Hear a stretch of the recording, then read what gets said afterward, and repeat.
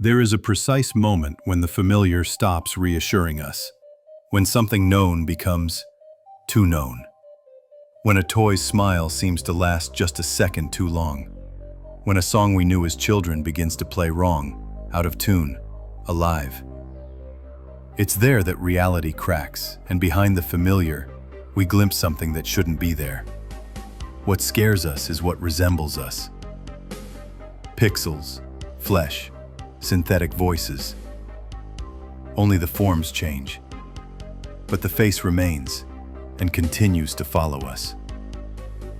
Freud had already intuited it in 1919. The uncanny arises from the return of the repressed, from what is familiar but shouldn't be anymore. In recent decades, modern media have learned to use the uncanny as a language.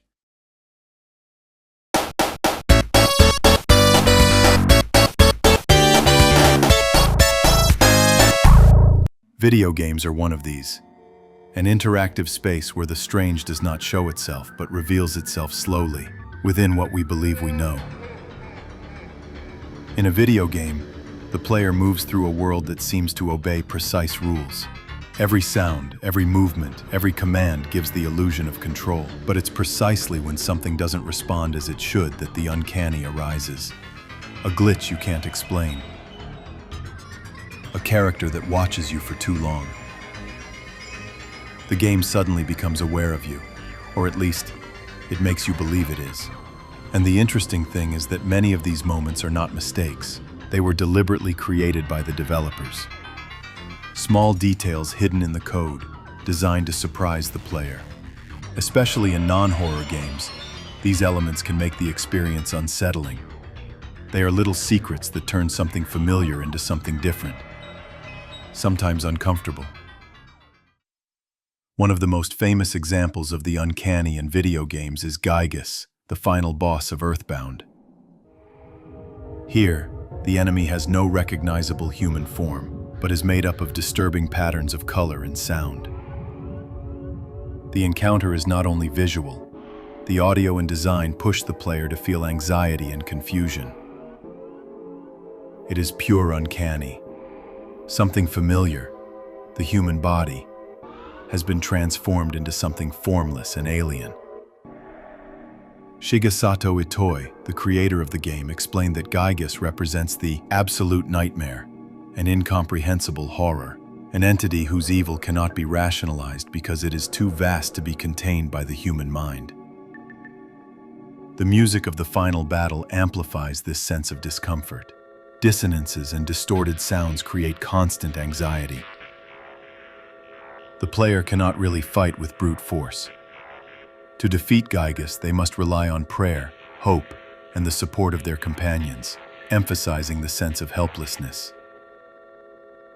And perhaps the most unsettling part of all is that this is all contained in a game intended for children.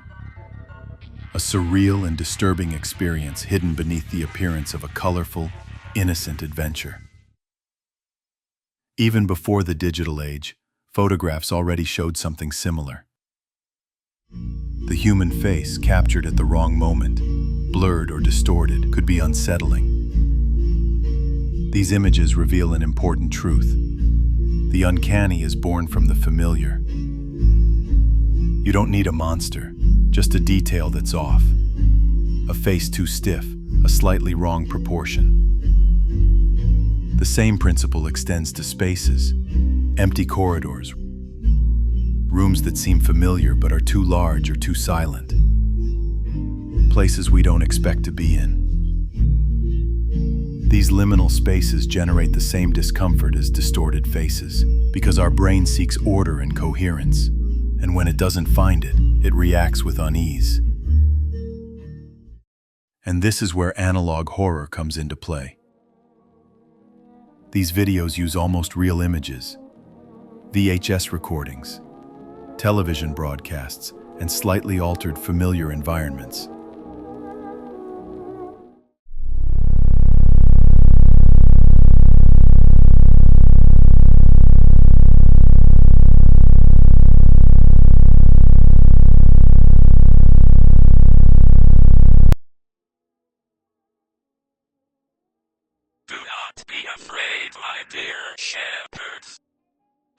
have great news. I am your true savior. I know everything about what makes you human. I know what you love. I know what you dread.